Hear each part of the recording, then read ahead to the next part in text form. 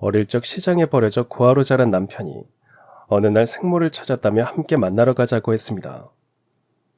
약속한 날, 떨리는 마음으로 따라간 자리에서 한 중년 여인이 눈물을 글썽이며 남편을 껴안고 말했죠.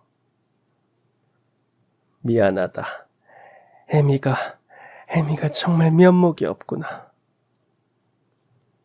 저는 그 모습을 멍하니 바라보다가 숨을 삼키고 조용히 핸드폰을 꺼냈어요.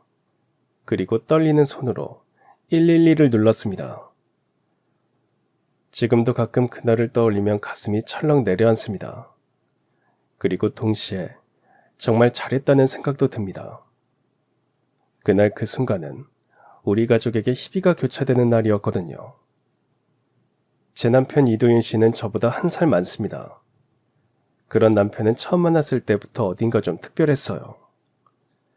사람을 따뜻하게 바라보는 눈, 조용하지만 묵직한 말투, 그리고 항상 주변을 살피는 섬세한 배려까지 가진 남자였거든요. 주변에 껄렁거리고 허세를 부리며 철없이 구는 남자들과는 다르게 말이죠. 처음엔 그냥 그게 남편의 성격이려니 했습니다. 좋은 교육을 잘 받은 사람 같다는 생각도 하기도 했고요. 하지만 사귀고 몇 달이 지나서 그가 어떤 삶을 살아왔는지 알게 되고 나서는 생각이 달라졌죠.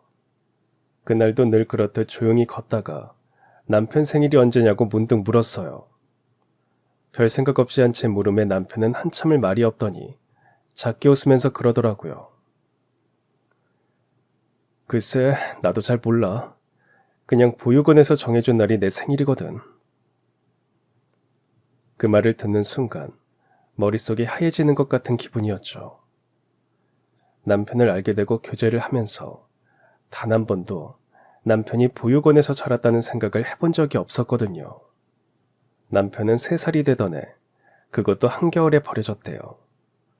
정확히는 1월, 바람이 유난히도 매서운 날이었다고 해요.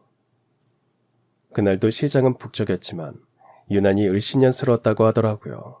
정확하지는 않지만 기억에 눈은 며칠째 그치지 않고 내리고 있었고 사람들은 어깨를 웅크린 채 바삐 움직였던 것 같았답니다. 모두가 제 살 길을 찾아 걸어가던 그때 시장 끝자락 어귀, 낡은 창고 옆에 쭈그려 앉은 작은 아이 하나가 있었대요. 담요라고 하기도 민망할 만큼 얇고 낡은 천 한 장을 몸에 덮고 파르르 떨고 있던 아이는 눈에도 잘 띄지 않았답니다. 너무 추워서 울음소리조차 제대로 내지 못했던 그 아이가 바로 제 남편이었다고 해요. 그날 시장에서 어묵을 팔던 아주머니 한 분이 처음에는 고양이나 강아지가 오는 줄 알고 고개를 돌리셨다더라고요. 그런데 계속해서 들리는 울음소리에 뭔가 이상하다는 생각이 들어 소리를 따라가 봤대요. 창고 틈 사이로 들리는 그 작고 끊어질 듯한 울음소리에 이상한 기분이 든 아주머니는 그 소리를 따라가다가 거기서 웅크리고 있는 아이를 발견하신 거예요. 깜짝 놀란 아주머니가 아이를 끌어안았을 때는 아이가 부들부들 떨고 있더랍니다. 웅크리고 앉아있던 아이의 얼굴은 얼음장처럼 차가웠고 손은 꽁꽁 얼어 있었대요. 입술은 퍼렇게 질려 있었고 눈물 자국은 이미 말라붙어 있었고요. 말도 제대로 못하고 누구냐고 물어도 대답도 못하더랍니다. 겨우 엄마 그 한마디만 반복하면서요. 주머니 하나 달린 낡은 점퍼, 그리고 그 안엔 어떤 쪽지도 이름표도 없었고요. 생일도 고향도 부모님의 흔적도 아무것도 남겨져 있지 않았대요. 그저 세상 어딘가에서 누군가의 손에 의해 그곳에 버려진 채 작은 아이가 남겨져 있었던 거죠. 남편은 그렇게 사람들 틈바구니 속에 조용히 버려진 아이였어요. 누구도 그 아이를 기다리지 않았고 찾으러 오는 이도 없었대요. 오직 그 아주머니 한 분만이 그날 그 아이를 안고 따뜻한 국물을 떠먹이며 괜찮아 다독여 주셨다더라고요. 남편은 그날의 기억을 어렴풋이 가지고 있어요. 온몸이 얼어붙을 것 같았던 그 추위, 어른들의 발소리 사이로 스며든 따뜻한 국물 냄새, 그리고 누군가 자신을 처음으로 꼭 안아줬던 그 순간을 말이죠. 그 기억이 남편이 세상에 처음으로 살아있어도 되는 사람처럼 느낄 수 있었던 순간이었다고 해요. 하지만 그 따뜻함과 존재 이유를 느낄 수 있었던 시간은 오래가지 않았대요. 아주머니는 남편을 오래 돌봐주지 못하시고 보육원으로 보내셨으니까요. 울면서 겨우 이름과 3살이라는 나이만 말하던 아이였던 남편은 보육원에 들어간 뒤로 단 한 번도 진짜 가족이라는 걸 느껴본 적이 없다고 했어요. 말로는 다 표현할 수 없을 만큼 마음 한구석이 늘 허전했다고 하더라고요. 보통 아이들은 밤에 불을 끄고 잠들기 전 엄마 아빠가 잘 자고 토닥여주곤 하잖아요. 그런데 남편은 그런 다정한 인사 한마디조차 들은 적이 없대요.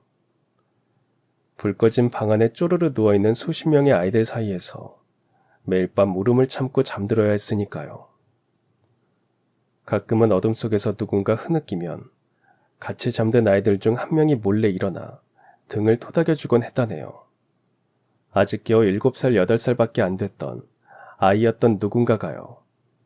그렇게 서로가 서로를 위로하고 달래면서 아이들끼리 자라는 곳이 보육원이었다고 말하는 남편의 눈빛은 많이 슬펐습니다. 그런 보육원에서는 밥이 모자란 날도 참 많았대요.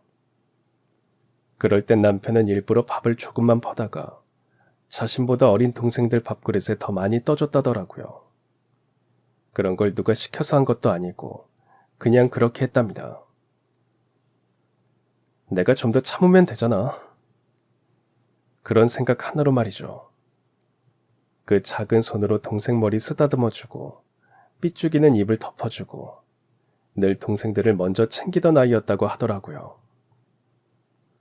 남편은 그렇게 보육원에서 일찍 어른이 될 수밖에 없었던 거죠. 그러다 보니 자연스럽게 누군가를 챙기고 살피는 아이로 자랄 수밖에 없었대요. 보육원을 떠났을 때는 사람들이 가진 편견에 기가 죽었고요. 그래서 더 눈치 보고 다른 사람을 살피게 되더랍니다. 남편은 보육원에서 자랐다는 말을 털어놓듯 말하며 그러더군요. 난 세상에 태어날 때부터 혼자였던 것 같아. 그래서 누구한테 기대는 법을 몰랐고 기대서도 안 된다고 생각했어. 그 말을 들었을 때 제 가슴이 덜컥 내려앉더라고요. 그대로 남편이 바사삭거리며 부서질 것 같다는 생각이 들었거든요.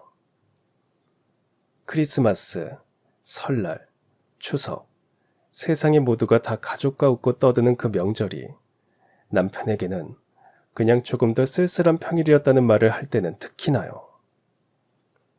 TV에 나오는 따뜻한 가족 이야기, 누군가 생일 케이크를 들고 방에 들어와 가족 모두가 웃으며 축하해주는 장면들은 그냥 남의 이야기였다더라고요. 심지어 생일이라는 날조차 그냥 스쳐 지나가 버리기 일쑤였다고 했거든요. 보육원에서는 한 달에 한 번, 그 달의 아이들이 모두 같이 생일을 축하했대요. 그러다 보니 내가 주인공인 날들이 없는 채로 자랐던 거죠. 그래서인지 지금도 누가 남편에게 뭘 해주면 괜히 미안해하고 어쩔 줄 몰라 해요. 세상에 자기 몫이라는 게 있다는 걸 조금씩 배워가고 있는 사람처럼 말이에요. 그런 사람이 제 남편이에요. 참 외롭고 아픈 시간을 겪었지만 그 속에서도 따뜻함을 잃지 않았고 오히려 더 많이 나눠주며 살아온 사람이요. 남편이 자신의 과거를 담담하게 얘기하던 그날, 저는 도윤 씨가 왜 그렇게 사람을 따뜻하게 바라보는지 알게 됐어요. 왜 길고양이도 그냥 지나치지 못하고 왜 식당에서 일하는 어르신들에게 수고 많으셨어요라고 꼬박꼬박 빼놓지 않고 인사하는지 말이죠.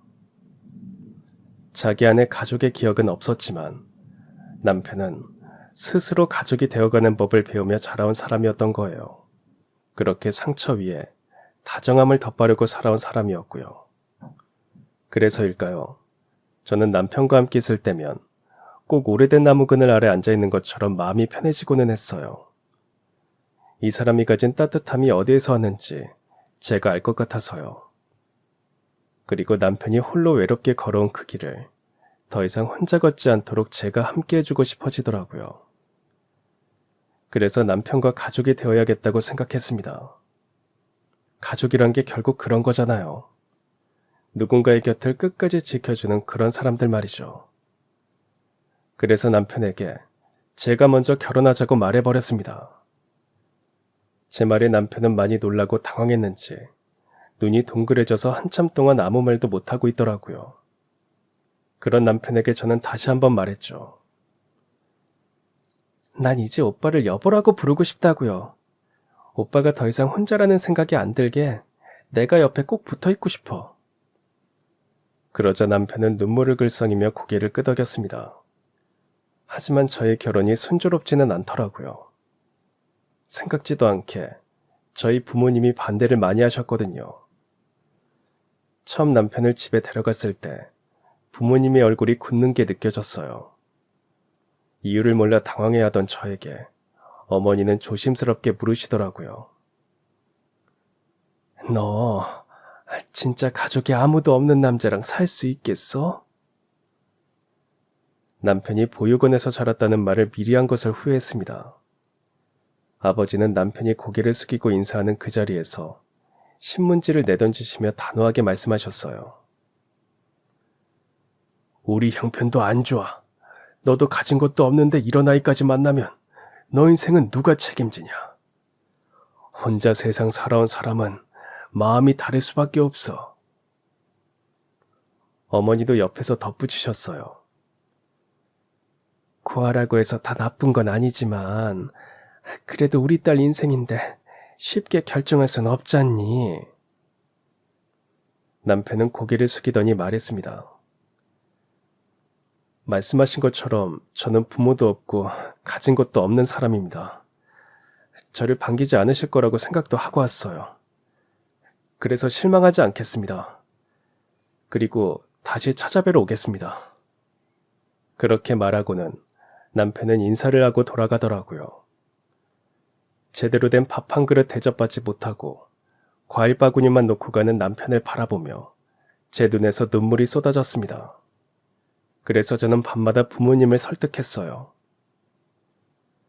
그 사람은 부모님은 안 계셔도 누구보다 따뜻한 사람이에요. 제가 옆에서 지켜봤어요. 그런 사람 더 이상 혼자 두고 싶지 않아요.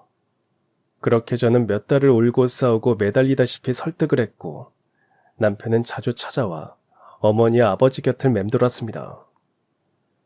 처음에는 아무것도 못하고 가만히 있기만 했어요. 그러다 차츰 부모님 곁에서 뭐라도 돕다 보니 물 한 잔을 얻어먹게 되었죠. 그 다음번에는 국수 한 그릇을 함께 먹게 됐고 그 다음은 밥도 먹었고요. 그렇게 약간의 대화가 오고 가다 보니 부모님은 결국 마지못해 허락하셨지만 그때의 거리감은 한동안 쉽게 좁혀지지 않더라고요. 우리는 어렵게 결혼했고 저희 친정 식구들도 결국 남편을 아들처럼 받아줬어요. 가족이라는 게 뭔지 모르면서도 누구보다 가족을 소중히 여기는 그런 사람이었죠. 특히 저희 어머니는 저 아이는 진짜 복동이라며 늘 따뜻하게 챙겨주셨고요. 사실 처음부터 그렇지는 않았어요. 아버지는 형편이 어렵긴 하셨지만 유난스러운 딸바보셨고 저를 누구보다 귀하게 여기셨기에 더더욱 낯선 남자를 받아들이기 힘들어 하셨거든요. 제가 설득할 때마다 아버지는 고개를 절레절레 흔드셨죠. 어머니도 마찬가지셨어요. 말은 아끼셨지만 식탁에 놓인 남편의 밥그릇을 슬쩍 옮기시던 손끝에서 환영받지 못한다는 걸 느낄 수 있게 행동하시곤 했거든요. 하지만 남편은 단 한 번도 그런 걸 서운해하지 않았어요. 되레 더 정성껏 마당을 쓸고 어머니가 말씀하시기도 전에 벌떡 일어나 반찬 그릇을 나르곤 했죠. 아버지께는 명절마다 술 한잔 따라드리며 말없이 옆에 앉아 계셨고요.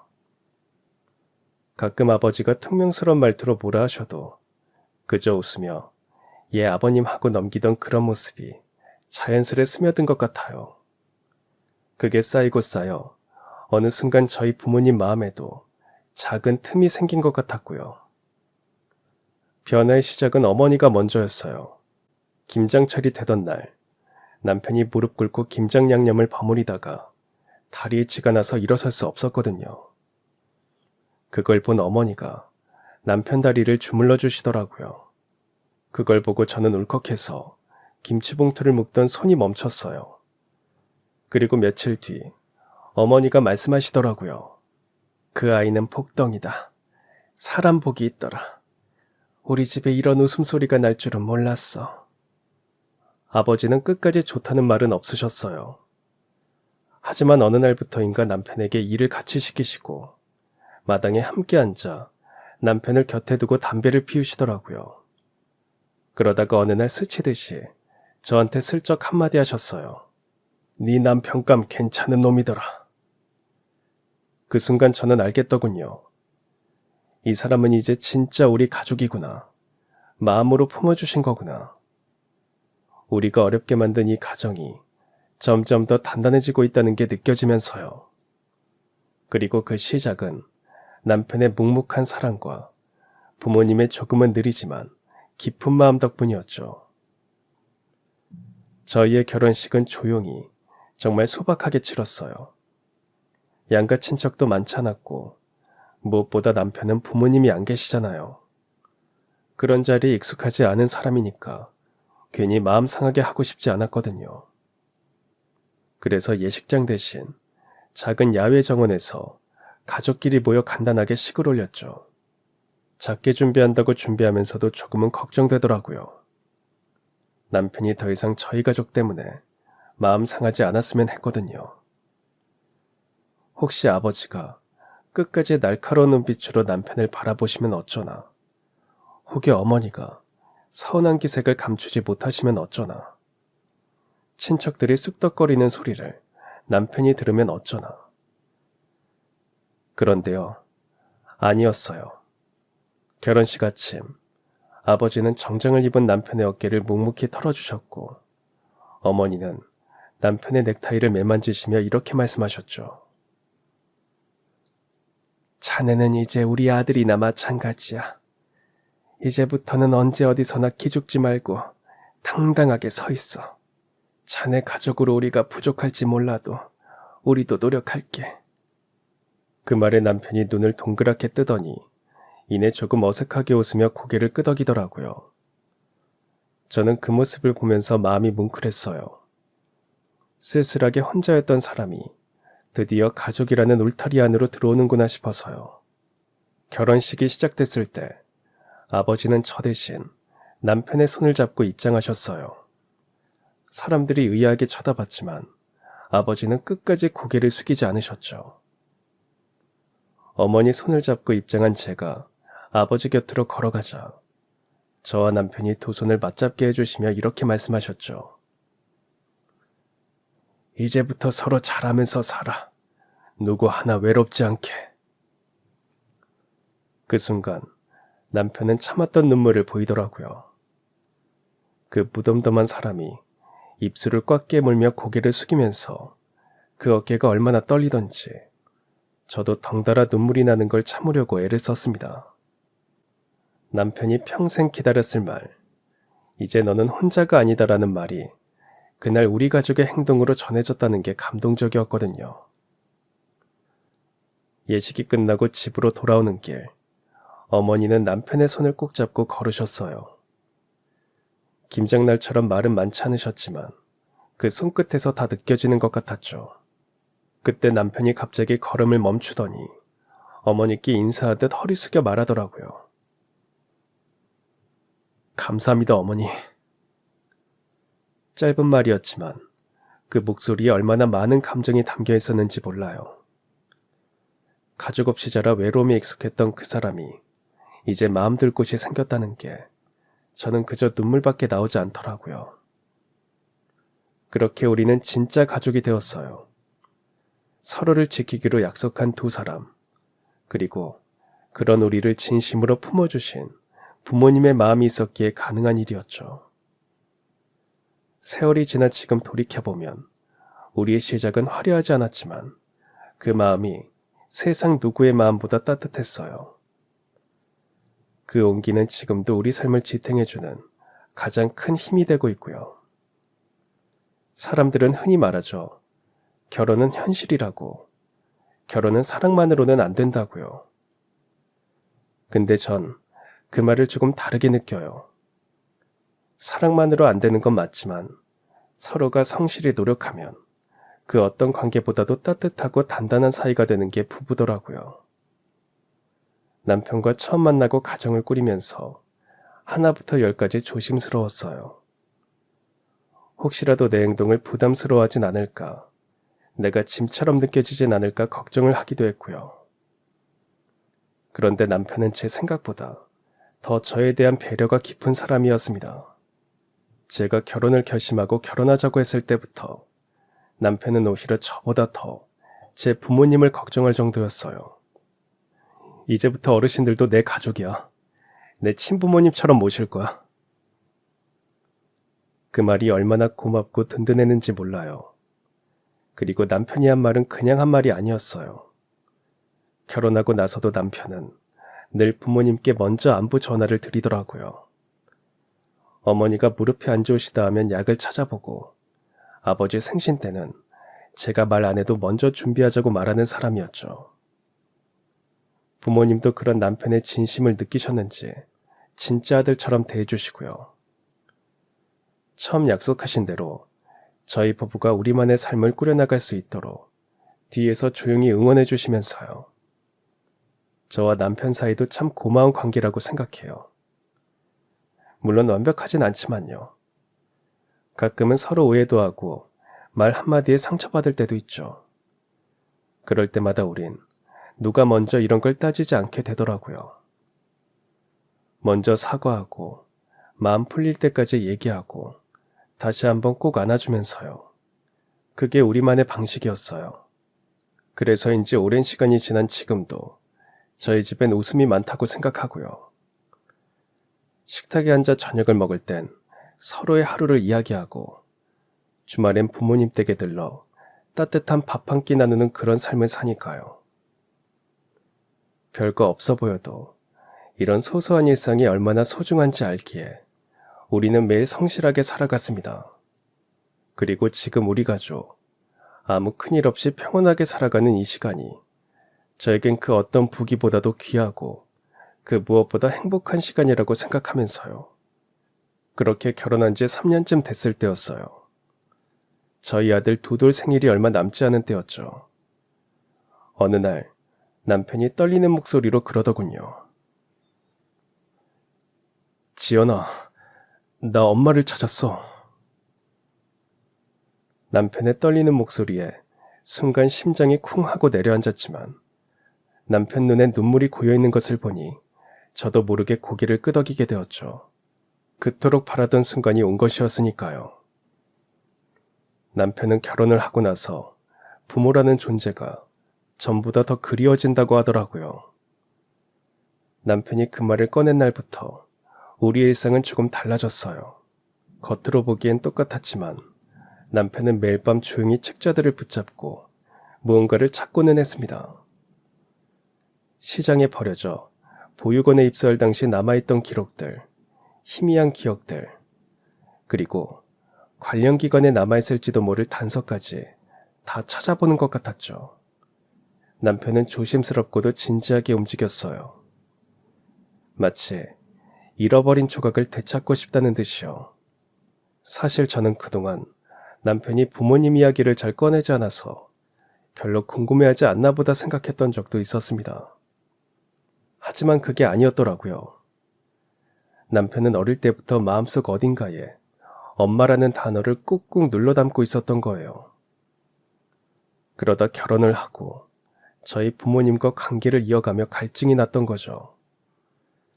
거기에 더해 우리 아이가 자라는 모습을 보면서 얼굴도 기억나지 않는 그 누군가에게 나 이렇게 잘 살고 있다고 보여주고 싶은 마음이 들었고요. 그렇게 남편은 깊이 감춰두었던 마음을 고백하듯 말했어요. 지연아, 나도 이제야 조금은 알 것 같아. 왜 부모가 아이 걱정을 그렇게 하는지, 왜 사소한 일에도 웃고 우는지. 나도 엄마라는 사람에게 그런 존재였을까 생각하면 괜히 가슴이 벅차. 남편의 그 말에 저는 눈시울이 뜨거워지면서 돕고 싶었습니다. 남편 마음속에 평생 그리움과 질문을 가슴에 품고 살아온 사람의 목소리였으니까요. 그러던 어느 날 드디어 남편은 울먹이며 저에게 말한 겁니다. 아무 말도 없이 저를 꼭 끌어안는 남편이 떨리는 목소리로 말한 것이죠. 지연아, 찾았어. 우리 엄마 찾았어. 순간 온몸에 소름이 돋더라고요. 그토록 바라던 순간이 드디어 온 거였으니까요.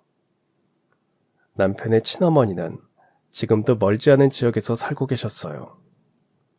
남편을 낳고 혼자 키우다가 생활고에 남편 밥을 못 챙겨줄 정도여서 어쩔 수 없이 시장에 조용히 두고 갔다는 이야기를 전하며 만나고 싶다고 하셨답니다. 남편과 헤어진 그 이후로는 단 한 번도 결혼하지 않고 혼자 살아오셨대요.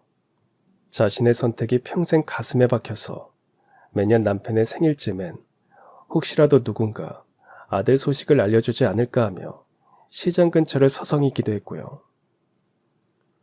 그 이야기를 전해 듣고 저에게 말하던 남편은 말없이 고개를 숙였고 조심스러워 보였어요.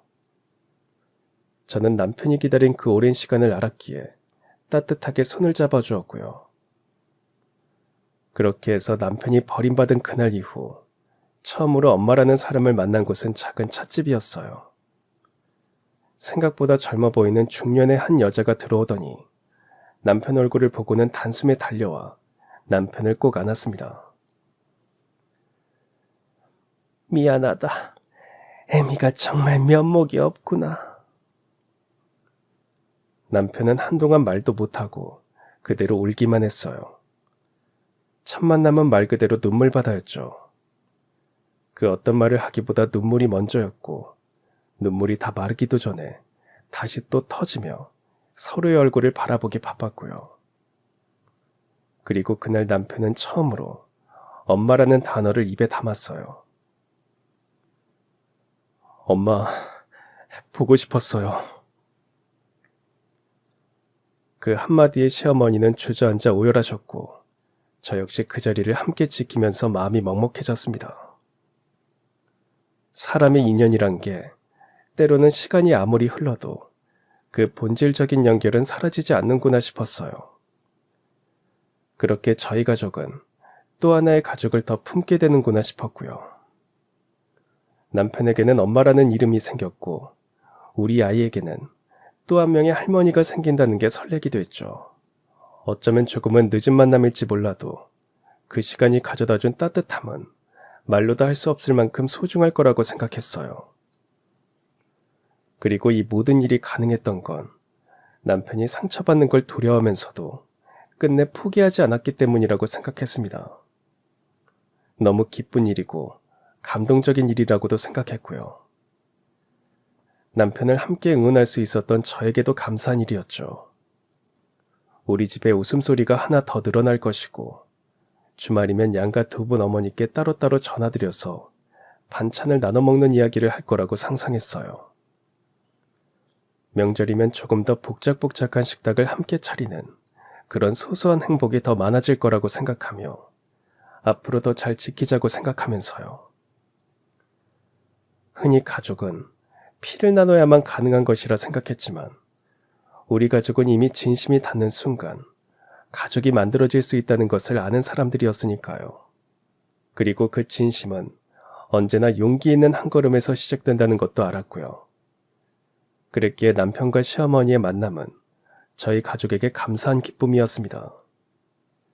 남편의 외로움이 채워질 수 있는 따뜻한 온기이기도 했고요. 하지만 그 감동적인 순간은 그리 오래 지속되지 않았습니다. 그 여자의 얼굴을 계속 바라보다가 그만 숨이 막히고 말았거든요. 시어머니라고 나타난 그 여자는 제가 아는 얼굴이더라고요. 그 사람은 제가 남편과 결혼하기 3년 전쯤에 친정어머니가 사기당했던 사건의 주범이었거든요.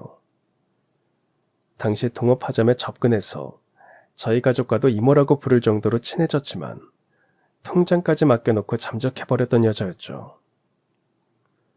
그때 우리 가족은 그 여자를 경찰서에 신고하고 여기저기 다니면서 찾았지만 결국 못 잡았던 그 여자였습니다.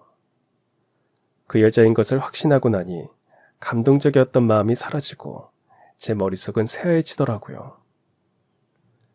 일단 그 여자가 저를 알아보지 못하도록 고개를 숙였습니다. 저를 알아보고 도망가기라도 하면 소용이 없다는 생각이 들었거든요. 그 여자를 보는 순간 제 심장은 미친 듯이 뛰기 시작했기에 순간적으로 다른 생각은 할 수도 없더라고요. 그저 두려움과 분노, 그리고 믿기지 않는 현실이 한꺼번에 덮쳐왔죠. 이 사람, 정말 이 사람이 남편의 엄마라고? 아니 도대체 어떻게 이런 일이 있을 수 있을까? 아닐 거야. 어쩌면 닮은 다른 사람일 수도 있어. 그렇게 수없이 되뇌었지만 아니었어요. 그 여자 눈 밑에 있는 점, 말투, 웃는 버릇까지도 제가 정확히 기억하고 있었거든요. 잊으려 해도 잊히지 않았던 사람이니까요. 우리 가족을 한순간에 무너뜨렸던 그 사람이기도 하고요. 그런데 제 남편은 그 여자를 향해 떨리는 손으로 다가가서는 울고 있었습니다. 감격에 겨워 자신의 엄마 맞냐는 인사의 말을 꺼내며 어쩔 줄 몰라 하면서요. 그토록 찾아 헤맸다는 생모, 엄마라는 존재가 남편에게는 큰 의미라는 것을 알기에 그런 남편의 모습이 원망스럽다기보다는 안쓰러울 뿐이었습니다.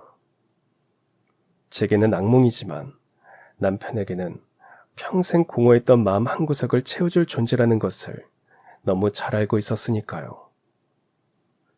남편의 눈빛에 어린 설렘과 떨림, 그리고 눈물까지 차마 끊어낼 수가 없었어요.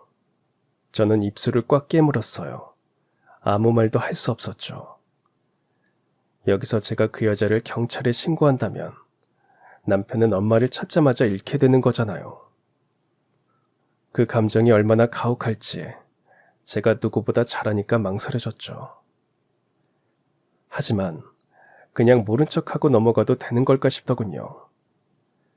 그 여자는 제 친정 어머니를 파산 직전까지 몰고 갔어요. 우리 가족은 그때 이후로 많이 달라진 삶을 살아야 했고 어머니는 가끔 잠에서 깰 때마다 그 여자 이야기를 하실 정도로 힘들어하셨죠. 용서도 이해도 망각도 되지 않은 그 상처를 안고 살아가고 있었기에 고개를 들어 남편을 다시 봤어요. 여전히 그토록 그리워하던 사람을 만난 듯한 얼굴이었죠. 그 표정을 보는데 차마 그 순간을 망가뜨릴 수가 없더라고요. 하지만 그대로 두면 그 여자가 또 도망칠지도 모른다는 생각이 들더군요. 그렇게 저는 혼자 머릿속으로 수십 번도 넘게 112를 누르다 치웠어요. 손이 떨리고 머릿속은 아득했고 이걸 어떻게 남편에게 말해야 할까 싶었죠. 그리고 떨리는 손으로 핸드폰을 몰래 꺼내 112를 눌렀어요. 그렇게 그 여자를 놓칠 수 없다는 생각이 더 강하게 들었으니까요. 남편에게 미안하기는 했지만 그 여자를 놓칠 수는 없었습니다. 그 여자에게 사기를 당하고 저희 가족은 정말 많이 힘들어했거든요. 아버지가 은퇴하시고 오빠 결혼시킨 후에 남은 돈 모두를 쏟아부은 사업이었기에 전 재산을 날린 셈이라 손해가 심했거든요. 어머니는 그런 여자와 자신이 가까워져 사기를 당했다는 죄책감에 한동안 모든 가족을 제대로 바라보지도 못하셨고요. 그러는 바람에 시장조차 가지 못하시는 생활을 하시기도 했습니다. 경제적으로 어려워지신 친정 부모님은 간간히 일용직이나 남의 가게나 회사에 나가 일을 하시면서 생활비를 벌기도 하셨죠. 오빠가 다달이 생활비를 보내주긴 했지만 그것만으로는 부족했으니까요. 저도 다달이 집에 월급을 가져다 드렸어도 어렵더라고요. 그러다 친가 쪽에서 할아버지가 물려주신 땅이 팔려 아버지 형제들끼리 돈을 나누게 되면서 조금 여유가 생기셔서는 생활을 할 수 있으셨죠. 그렇게 수습이 되고 남편과 제가 결혼을 했고 3년이 지났으니 그 여자를 6년 만에 마주하게 된 거였습니다. 그래서 더 그 여자를 놓칠 수 없었기 때문에 저는 신고를 할 수밖에 없었습니다. 남편은 그런 줄도 모르고 그 여자와 감동적인 재회를 계속하고 있었죠. 그 모습을 바라보며 저는 안타까움과 초조함을 느꼈습니다. 제 신고를 받은 경찰이 가게로 와서 조용히 그 여자의 신원 확인을 했고 그 여자는 별다른 저항 없이 순순히 연행되더라고요. 그 순간 저는 뭔가 이상하다는 느낌을 받았어요. 마치 이런 과정을 아무렇지 않게 받아들이고 있다는 생각이 들어서요. 경찰차의 경광등이 번쩍이며 골목 입구에 멈춰섰고 2명의 경찰관이 빠르게 내렸죠. 주변은 어두웠지만 거리의 가로등 불빛에 그 여자의 표정이 또렷이 보였어요. 그런데 그 여자는 예상과는 전혀 다른 반응을 보였습니다. 경찰을 보자마자 그 여자가 살짝 웃더라고요. 마치 오래 기다린 손님이라도 만난 듯한 표정으로요. 그리고는 나지막하게 하지만 또렷하게 말했어요. 아유, 이제 오네. 그 말투에선 다급함도 분노도 없었어요. 오히려 담담했달까요. 전혀 당황한 기색도 없고 마치 이 모든 상황을 미리 알고 있었던 사람처럼 차분하게 뭔가를 기다린 사람처럼 보였어요. 솔직히 말해서 그 순간 소름이 끼쳤습니다. 그녀의 표정은 상황을 지배하고 있는 사람의 그것이었으니까요. 조금 전까지만 해도 가여운 엄마 노릇을 하던 사람이라고는 생각할 수도 없게 눈빛은 서늘하게 가라앉아 있었고요. 경찰이 다가와 이름과 상황을 묻자 그녀는 마치 연극대사를 읊듯 아주 정돈된 말투로 말하더라고요. 내가 내 아들 만나겠다는데 경찰이 와서 잡아가네. 아들, 엄마 이렇게 잡혀가도록 보고만 있을 거니? 그때 저는 깨달았죠. 그 여자의 웃음은 단순한 안도의 미소가 아니었어요. 그건 뭔가를 준비한 사람의 계획된 움직임 속에서 이제 시작이다라는 의미를 담고 있는 미소였던 거예요. 남편은 끌려가는 그 여자를 보며 당황하면서 저를 바라보더군요. 저는 그런 남편의 손을 잡고 눈물만 흘렸습니다. 남편이 너무 안쓰럽고 불쌍해서 눈물밖에 안 나더라고요. 너무 어려운 말이었지만 남편에게 말을 해야 했기에 6년 전 일부터 모두 다 말을 했습니다. 어머니가 집에도 초대를 해서 그 여자 얼굴을 정확히 알고 있다고도 말이죠. 남편은 제 말을 가만히 듣더니 고개를 푹 숙이더군요. 그러더니 한참을 가만히 그 상태로 있다가 겨우 말을 꺼내더라고요. 그런 일이 있었다면 벌을 받아야겠지. 아무리 내 친엄마라고 해도 말이야. 저는 그런 남편을 안아주는 일 말고는 아무것도 할 수가 없었습니다. 남편도 그 이상으로는 아무 말도 하지 않았고요. 그날 이후로 남편은 말수가 급격히 줄었어요. 무슨 생각을 하고 있는지, 어떤 감정이 오가는지 전혀 알 수가 없었죠. 새벽녘에 혼자 일어나 담배를 피우던 남편의 뒷모습이 그렇게 낯설 수가 없더라고요. 괜찮냐고 물어봐도 그저 고개만 한번 끄덕이고는 아무 말도 하지 않았어요. 마치 무너져버린 마음을 어떻게든 추스르려 애쓰는 사람처럼요. 저도 차마 무슨 일이 있었는지, 어떤 감정이었는지 묻지도 못했어요. 묻는 순간 남편이 완전히 무너질까봐 겁이 났거든요. 그냥 옆에 있어주는 것밖에는 제가 할 수 있는 게 없었어요. 그렇게 며칠이 흘렀고 그 사이 남편은 늘 그랬듯 묵묵히 출근하고 퇴근하길 반복했죠. 평소보다 말이 없고 표정이 어두워졌을 뿐 겉으로는 평범한 일상이 계속되는 것처럼 보였습니다. 그렇게 지내고 며칠 뒤 경찰서에서 연락이 왔더라고요. 오래전부터 경찰에서 수사를 하던 여자였기에 포상을 하겠다고 하면서요. 그리고 그 통화를 통해 제가 도저히 믿을 수 없는 이야기를 들었습니다. 수사 과정에서 그 여자가 입을 열었다는 사실은 충격적이더라고요.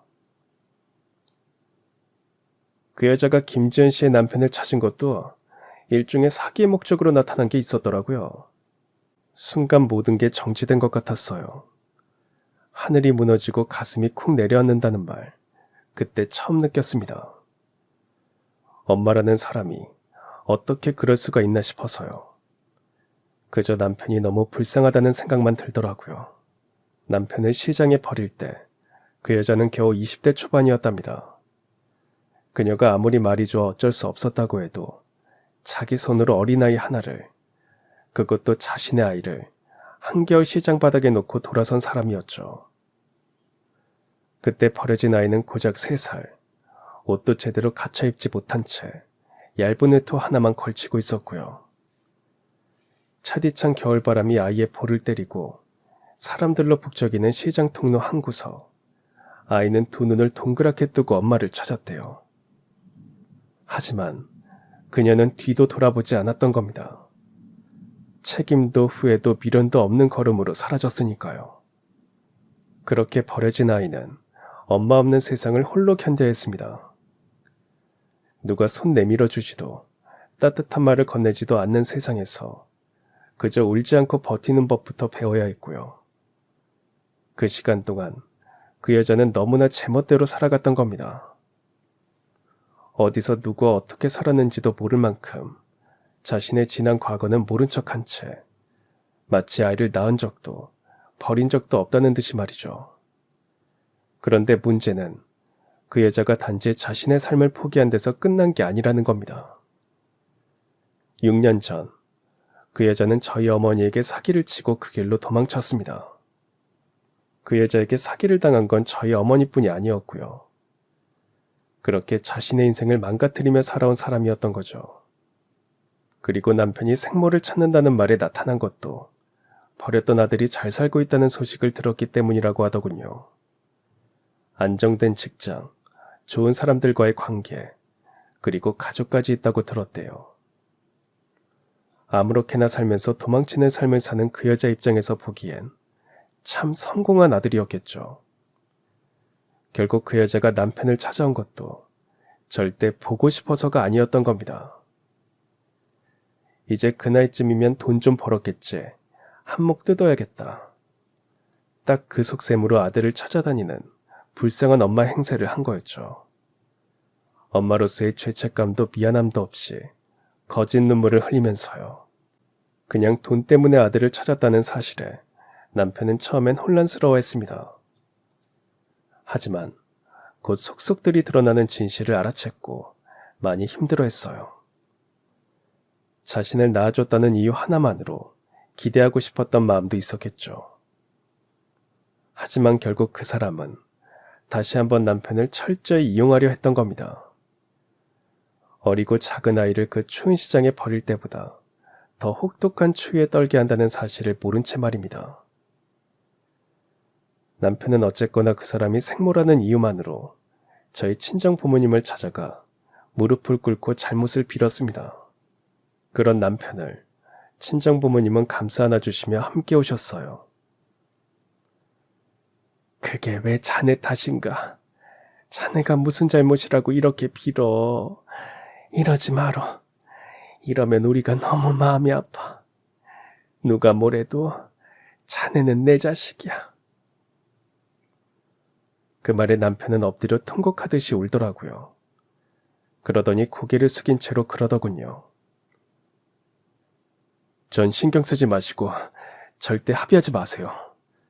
그 사람 자신이 지은 죄값 모두 받도록 하세요. 그러더니 그날 밤에 저에게 그러더라고요. 이제 난 우리 장인어른 장모님이 진짜 내 친부모라고 생각할 거야. 내가 앞으로 더 잘할게. 남편의 말을 들으며 저는 다시 한번 깨닫게 되었습니다. 부모라는 이름이 단지 생물학적인 관계만으로는 완성되지 않는다는 걸. 그리고 진짜 가족은 함께 아파주고 지켜주는 사람이라는 걸요. 다행히 그 여자가 저희 집에 저지른 사기 혐의는 공소시효가 1년 이상 남아 있었습니다. 그런데다가 그 여자가 그동안 여러 사람을 상대로 수천만 원대 사기를 저질러 지명수배 상태였던 걸로 밝혀졌고요. 그렇게 모두 밝혀진 후로도 저는 며칠 동안 잠도 제대로 못 잤습니다. 그 여자가 내 남편을 낳아준 생모라는 사실, 그 여자가 우리 엄마를 무너뜨린 범죄자라는 사실이 모두 현실 같지가 않았거든요. 그러면서 제가 그 여자를 신고했던 그 순간만 자꾸 떠올랐죠. 경찰이 찻집으로 들어와 그 여자를 체포해 갈 때 남편이 멍하게 앉아있던 그 모습까지도요. 남편이 부들부들 떨고 있기에 저는 그의 손을 꼭 잡으며 말했었죠. 당신 잘못 아니야. 저 사람은 우리가 가족이라 부를 자격도 없는 사람이야. 친정부모님은 그런 남편의 마음을 더 깊이 끌어안아 주시려고 하셨어요. 남편은 한동안 많이 힘들어했습니다. 저 역시도 혼란스러워 몇 날 며칠을 잠을 설치며 힘들었고요. 그러는 사이에 그 여자는 구속되었고 그 일은 그렇게 마무리되었죠. 지금 저희는 결혼 30주년을 넘겼고 두 아들 다 장성해서 각각 좋은 가정을 꾸렸습니다. 남편은 여전히 정직하고 따뜻한 사람이에요. 그날 그 순간 제가 112를 누르지 않았다면 우리 인생이 얼마나 망가졌을지 상상도 할 수 없습니다.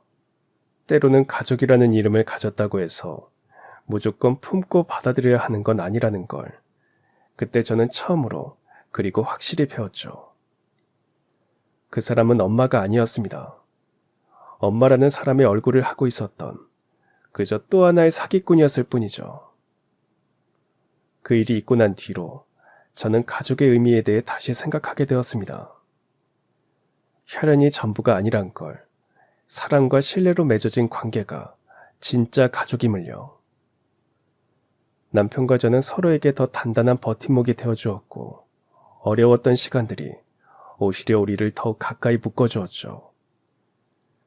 가끔은 지나간 상처가 아프게 기억나기도 하지만 그 아픔 덕분에 지금의 평화가 얼마나 소중한지 더 깊이 알게 되었습니다. 이제는 아이들과 손주들이 모여 웃고 떠드는 소리에 하루하루 감사하며 살아갑니다. 가족이라는 이름 아래 서로를 이해하고 존중하며 서로의 삶을 지켜주는 것, 그게 진짜 행복임을 믿으니까요. 힘겨웠던 시간이었지만 우리에게는 더 큰 사랑을 배우는 시간이 되었고요. 그리고 오늘도 저는 말합니다. 사랑하는 사람 곁에 머무르며 함께 걷는 길이 가장 소중한 우리 인생의 선물이다. 여러분들도 소중한 선물이 함께하는 행복한 삶이 함께하길 바랍니다. 이 사연을 읽는 모든 분들에게 가족의 의미와 사랑이 깊게 전해지길 바라며 저의 이야기를 마치겠습니다. 그럼 지금까지 사연 들어주셔서 감사합니다. 사연이 재밌으셨다면 구독과 좋아요 부탁드려요. 감사합니다. 안녕히 계세요.